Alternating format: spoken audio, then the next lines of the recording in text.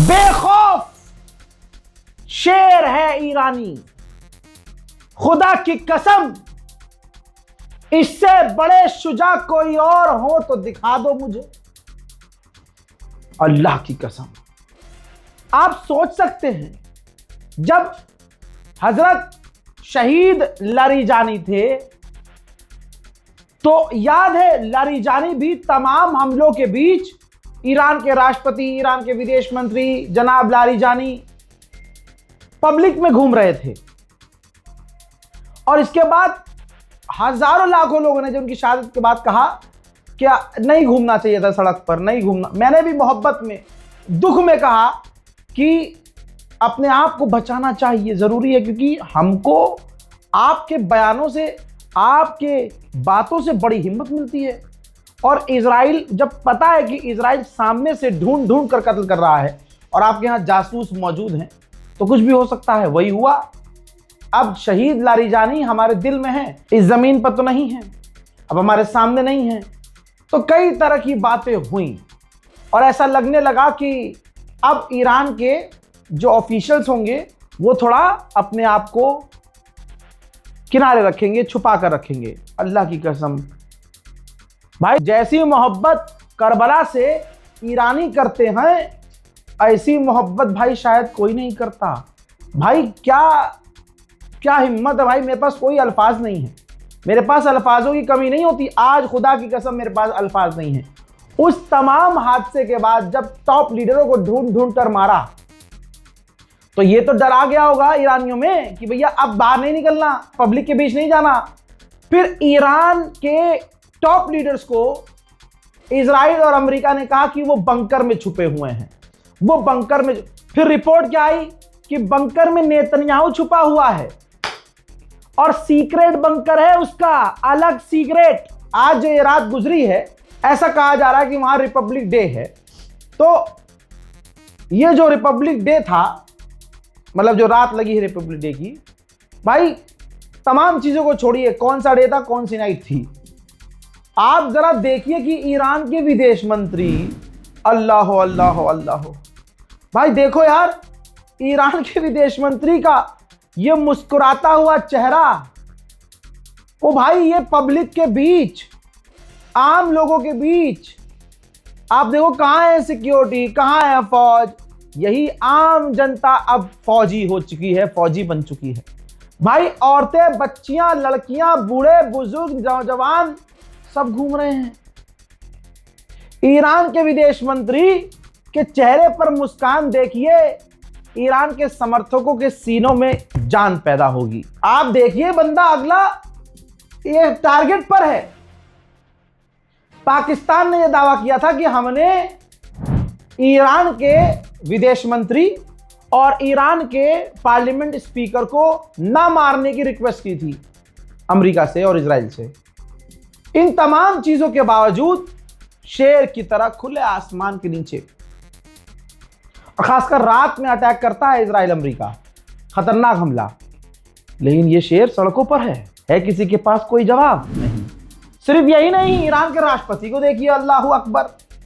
भाई ईरान के राष्ट्रपति मसूद पेजेश्कियान जनता के बीच, कोई प्रोटोकॉल नहीं भाई, जनता जा रही है, उनको छू रही है, हाथ पकड़ रही है, हाथ चूम रही है, सलाम कह रही है। वो दुकानों पर जा रहे हैं, लोगों के पास जा रहे हैं, पब्लिक डोमेन में घूम रहे हैं।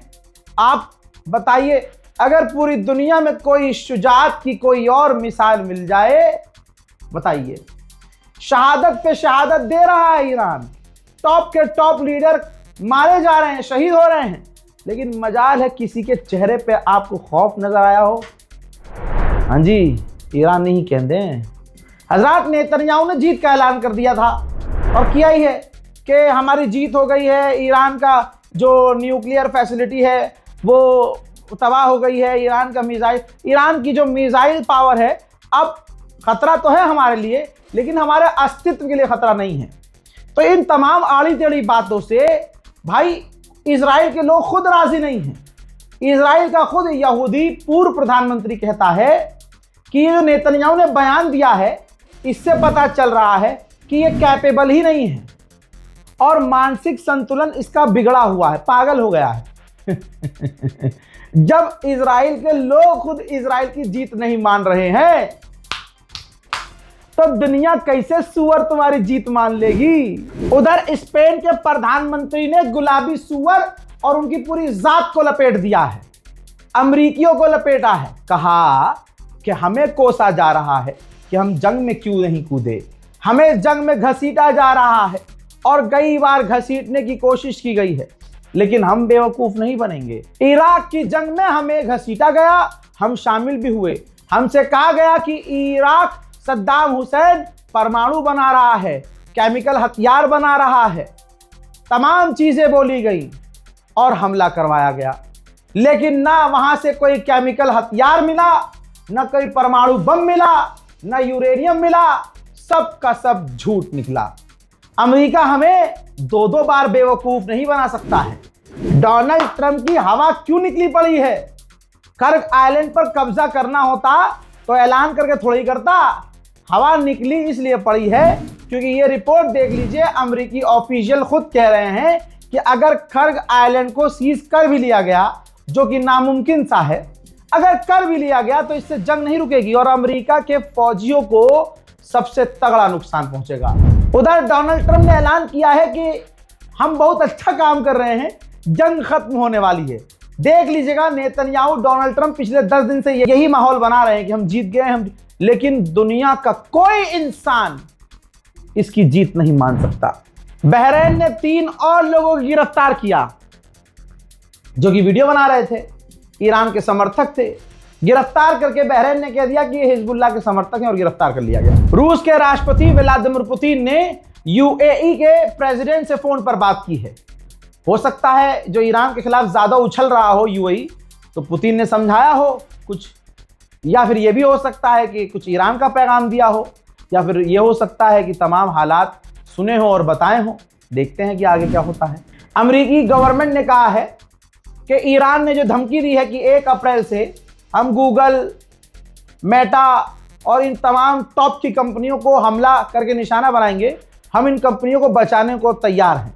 ये सुनने के बाद अमेरिकी कंपनियां और कोने में जाकर रो रही होंगी, साले जो अरब को नहीं बचा पाए, जिनका पैसा ये ले लेके हैं डिफेंस सिस्टम दिए थे, कि हमको बचाएंगे।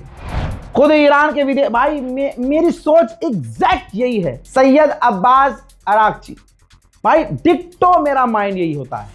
अब उन्होंने साफ कहा कि अमेरिका पर हमें 0% भी भरोसा नहीं है।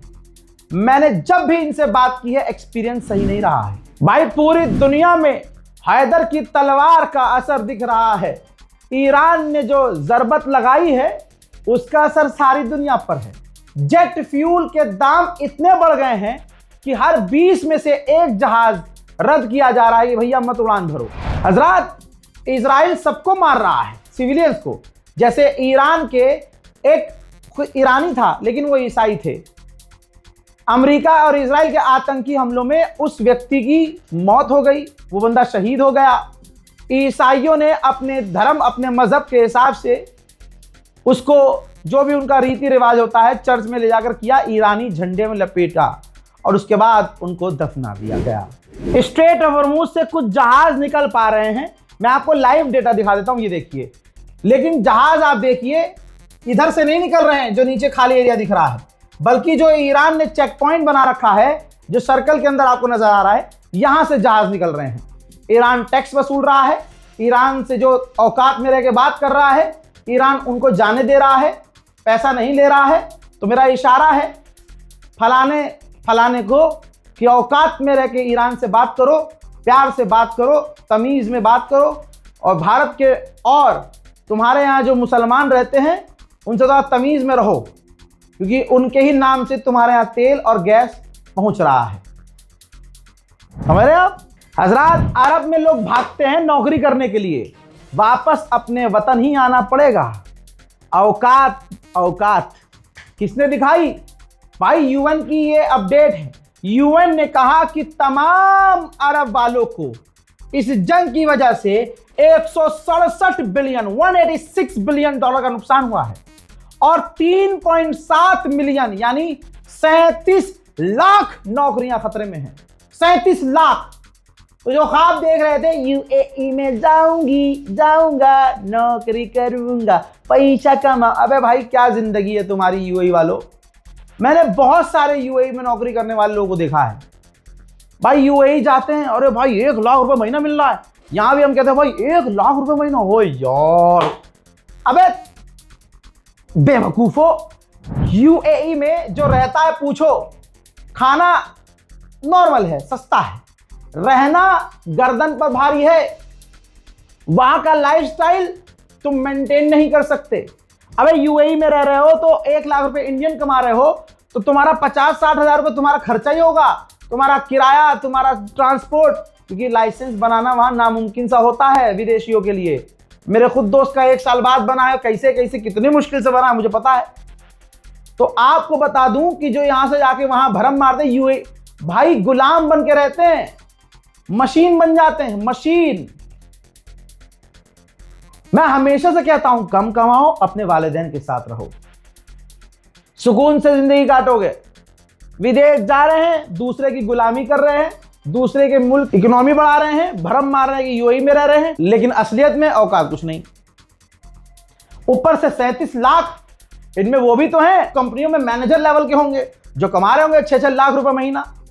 भाई उनके लिए भी तो बड़ा झटका है। सोचिए, फ्रांस की सरकारी एयरलाइंस एयर फ्रांस ने मिडिल ईस्ट के लिए तमाम उड़ानें रद्द कर दी हैं। ईरान का जलवा है भाई साहब, अभी तो दरिया है हमारा, बोला ईरान ने। अब ईरान दिखा रहा है कि आसमान भी हमारा है। जेट फ्यूल इतना महंगा कि बड़े बड़े देशों की पतलून गीली हो गई है। इंडोनेशिया के जहाजों को भले ही ईरान ने अलाउ कर दिया है, लेकिन वो तेल बचा रहा है कहीं खत्म न हो जाए। अमेरिका जो अपने जासूसी जहाज ईए जो भेज रहा है, दुनिया का सबसे खतरनाक और सबसे ताकतवर और सबसे एडवांस जहाज है। इसको अमेरिका ने कभी किसी जंग में इस्तेमाल नहीं किया। यह आपको बहुत अंदर की खबर निकाल के लाया हूं। इसी का एक लोअर वर्जन, एक नहीं बल्कि 2-3 सऊदी अरब में इसी वर्जन वाले जहाज को उड़ाया था। ये उसका एडवांस वर्जन है, लेटेस्ट, जो कभी जंग में इस्तेमाल नहीं हुआ। 2 ये जहाज ईए ईरान के खिलाफ ऑपरेशन करने के लिए मिडिल ईस्ट में अमेरिका ने भेज दिए हैं। बस एक बार अल्लाह परवरदिगार एक बार ईरान का कुछ जाकर से छू जाए, हा मजा ही आ जाएगा। मेरे दोस्तों, सऊदी अरब ने प्लान कर लिया है कि बाईपास कर लेंगे, बीच में से पाइप इस्तेमाल करके स्ट्रेट ऑफ हॉर्मुज को छोड़ के यहीं से तेल निकाला करेंगे। लेकिन सीएनएन ने, देखिए रिपोर्ट देखिए, सीएनएन ने कहा है कि अगर हुथीस का दिमाग घुमा तो वो जो रास्ता, वो जो ऑप्शन, वो सॉल्यूशन निकाला है सऊदी अरब ने, उसको भी हुथीस बंद कर सकते हैं। तो अगर ये क्लियर है तो फिर ये क्लियर है कि अगर अरब तेज चले, फालतू में चीची में की, तो अभी तो दूसरा हाथ ईरान ने इस्तेमाल ही नहीं किया है, जिसे कहते हैं हुथीस। आइए अब कुवैत का ये बेस देख लीजिए। बार बार कुवैत क्या कह रहा था, 24 घंटे पहले मैंने आपसे वादा किया था कि ये कुछ भी कह रहा है। अब आपको पता है ना, मैंने वो मंजर भी दिखाया था कि कुवैत के बेस से, अमेरिका के बेस से जो कुवैत में है, ईरान पर मिसाइलें जा रही हैं। अब उसके बाद का मंजर देख लो, अरे ऐसे लड़ते हैं भाई अली वाले। जहां से मिसाइलें आ रही थी कुवैत के बेस से, अमेरिका के बेस से, तबाह और बर्बाद हो गई है वो बेस। मेरे दोस्तों, वो रिपोर्ट जो शाया हुई थी, अमेरिका की रिपोर्ट थी कि अमेरिका के लोग खाना पानी अपना कट कर रहे हैं, कम खा रहे हैं, फ्यूल बचा रहे हैं और खाने पीने में भी कटौती कर रहे हैं। उस रिपोर्ट को शेयर करते हुए ईरान के पार्लियामेंट स्पीकर ने कहा कि कितने दुख की बात है कि लोग खाना पानी तक में कटौती कर रहे हैं, अमेरिका के लोग।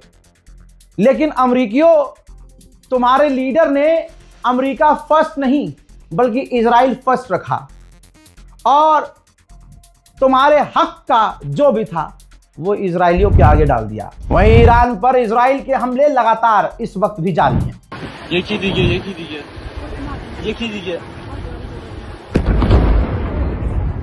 ये की दीजिए, ये की दीजिए, ये की दीजिए। और हजरात, एक ही वक्त में उधर से लेबनान के अंदर से और इधर ईरान से इजराइल पर क्लस्टर मिसाइलें आई हैं। देखिए,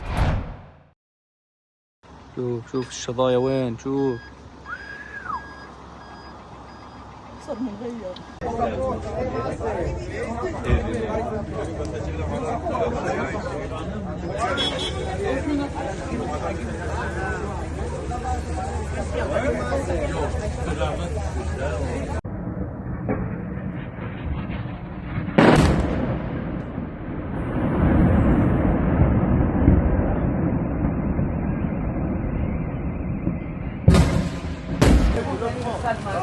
אבל זה נראה לי ייעוץ, זה צבאי.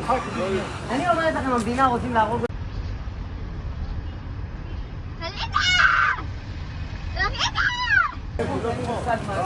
אבל זה נראה לי ייעוץ, זה צבאי. אני אומרת לכם, המדינה רוצים להרוג...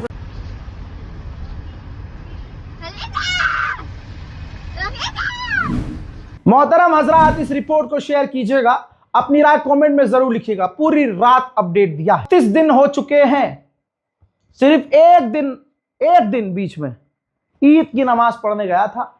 ऑफिस से ईद की नमाज पढ़ने गया।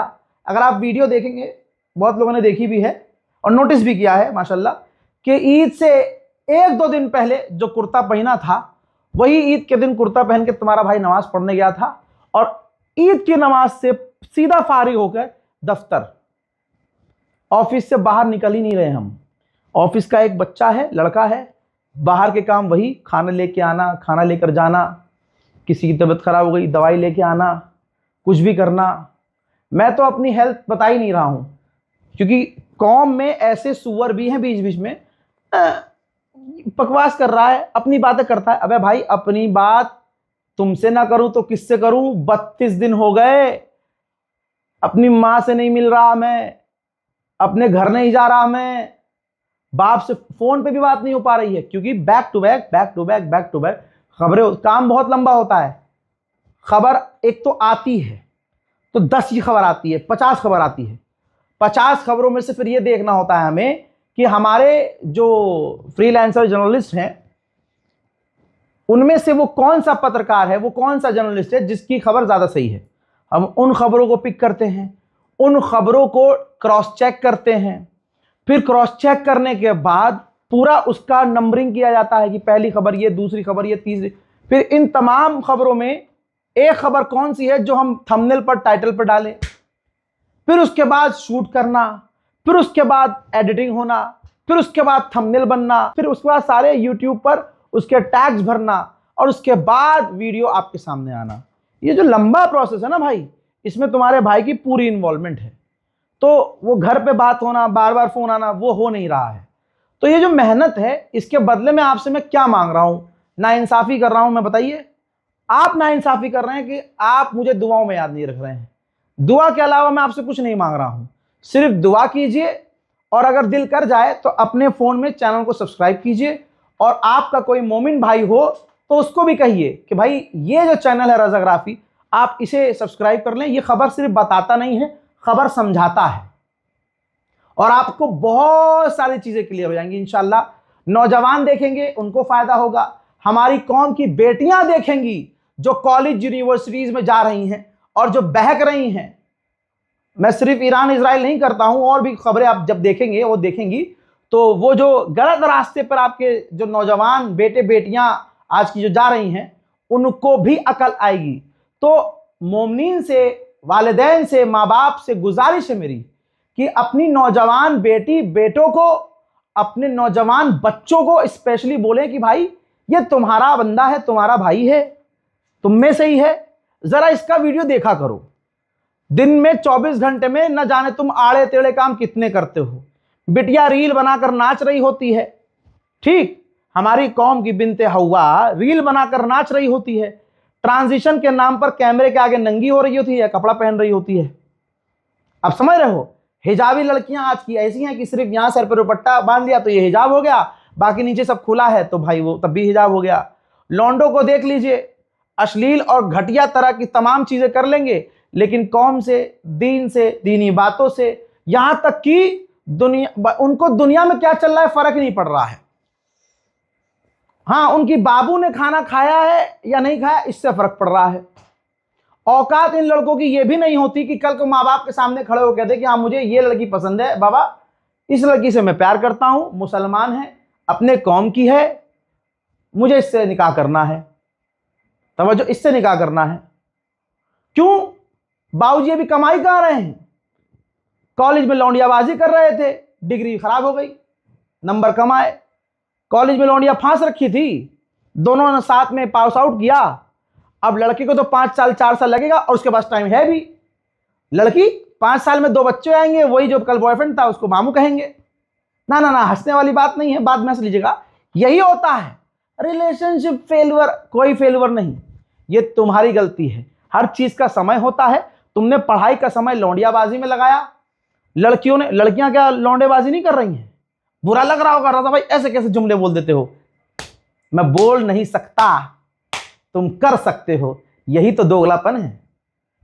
तो मैं अपने वीडियो से वो तमाम चीजें करने की, समझाने की कोशिश करता हूं। देखिए, मैं कोई मौलवी नहीं हूं, मैं मौलाना नहीं हूं, मैं आलिम नहीं हूं, मैं आपके बीच का इंसान हूं, आपके लोगों का ही तो हूं मैं। जो समाज में हो रहा होता है वो मैं आपको बता रहा होता हूं। तो इसलिए मैं बीच की बात करता हूं कि मैं ऐसा ना लूंगी हो तो मौलाना ही है, ये तो कट्टर ही है बिल्कुल। मैंने कभी नहीं कहा कि भाई प्यार मत करो, मोहब्बत मत करो, इश्क न लड़ाओ, ठीक है? अबे एक से तो करो, एक से करो बस। भाई ओयो तक प्यार है लड़कों का आजकल, लड़कों का प्यार सिर्फ ओयो तक। एक बार बहन तुम ओयो पहुंच गई, या मैक्सिमम 2-3 बार अगर तुम ज्यादा खूबसूरत हो, उसके बाद बेड़ा गर्क। उसके बाद ना उसके पास टाइम है, उसके बाद ना भैया के पास जो है, समझ रहे हो? ये तमाम लड़के समझ रहे हैं और किलस के उल्टा सीधा कमेंट भी करेंगे, लेकिन कोई बात नहीं है।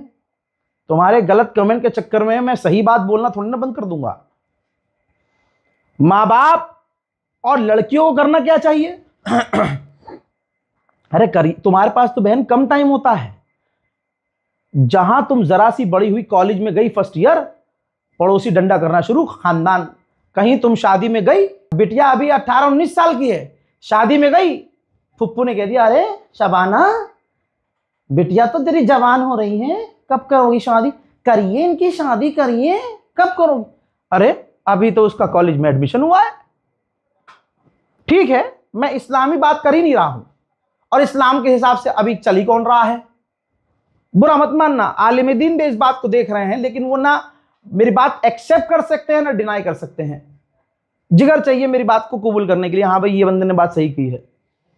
आप देखिए ना क्या चल रहा है, शादी करवा दो, शादी करवा दो, शादी करवा दो, शादी करवा दो, अरे बिटिया की शादी कर दो, अरे बिटिया की शादी कर दो। काहे के लिए? 150 रुपए की तुम्हें थाली खानी है और उसकी जल्दी शादी करवानी है, बस इसलिए। और हो सकता है तुम शादी में जाओ भी ना, और उसके बाद अरे बच्चों को पहले कुछ कर लेने दो यार, कुछ कर लें फिर आगे बढ़ो। अब भैया ना लड़की को पढ़ाना है ना लड़कों को पढ़ाना है, लड़कों को तो पढ़ना ही नहीं है। अब बिटिया को अगर पढ़ना भी है तो भाई वो पढ़े कैसे? उसको तो डंडा हो रखा शादी का, शादी करो। गलतियां दोनों तरफ हैं, और जिनसे दिल लगाना है उनसे बाजी दिल नहीं लगा रही, दिल लगा रही है निब्बों से, जो KTM उनसे दिल लगाएंगी। जिनकी औकात नहीं है कि घर में खड़े हो कहते कि भाई इससे शादी करनी है, 2 थप्पड़ अब्बा मारेंगे, पैंट में टट्टी निकल जाएगी, अब्बा छोड़ी। अरे फिर मोहब्बत किससे होगी? क्योंकि भाई लुक चलता है, मोहब्बत है लौंडिया को, हमारी बहनों को, लड़कियों को मोहब्बत है जिम वाले चिंपैंजी से। भाई जिसने छाती और तो ऐसी बढ़ा रखी है, सुई लगा के डोले फुला रखे हैं, और भाई 6 घंटा अगला जिम में रहता है, कर कुछ नहीं सकता। इतिहास गवाह है, जिम्मेदारी मर्द के कंधे पर होती है। ठीक, आजकल तो सरकारी और प्राइवेट का मामला ही खत्म हो गया। पहले हुआ करता सरकारी नौकरी, अब तो नहीं है। अब तो किसी की ढंग की प्राइवेट नौकरी हो तो बहुत बड़ी बात है। तो लड़के बेरोजगार घूम रहे हैं, आशिकी ज्यादा कर रहे हैं, और जो पढ़ा लिखा लड़का होगा, जो कहीं सेटल होगा, अच्छी नौकरी कर रहा होगा, मेहनत कर रहा होगा, वो आपको लौंडियाबाजी करता हुआ दिखेगा ही नहीं। अब जब वो लड़कीबाजी कर ही नहीं रहा तो किसी को अप्रोच कैसे करेगा? फ्लेक्स कर ही नहीं रहा तो किसी लड़की को अप्रोच कैसे करेगा? ऐसे लड़के होते हैं हीरा, हीरा। और ये जो हर जगह तुम्हें टकराए आते हैं बहनों, तुम्हारे डीएम में आते हैं, अस्सलाम वालेकुम, ईद मुबारक, लुकिंग क्यूटी पाई, ये तुम्हें हर 2 दिन बाद टकराएंगे ऐसे। इनके चक्कर में अपनी जिंदगी खराब मत करो, खुदा की कसम। ना ये शादी करेंगे, ना ये तुम्हारा स्टैंड लेंगे, न तुम्हारे लिए कुछ कर सकेंगे। इसलिए गोल सेट करो, और कभी बुरा मत मानना, मैं ये नहीं कह रहा मोहब्बत मत करो भाई, मोहब्बत आजकल देख के करो, देख के करो, मोहब्बत तो हो ही जाती है। अबे मोहब्बत वो एक झटके में जो आज के ज़माने में होती है वो सिर्फ ओयो तक ही होती है। मोहब्बत सोच समझ के करो। आजकल इस दिल को भी दिमाग होना चाहिए, ये वाला दिमाग तो है ही, दिल के अंदर भी दिमाग होना चाहिए कि तुम मोहब्बत जिससे कर रही हो तुम्हारी कौम का है, मुसलमान है, किरदार कैसा है, करता क्या है, समाज में उसकी कितनी वैल्यू है, क्या करता है भाई, वैल्यू गई भाड़ में।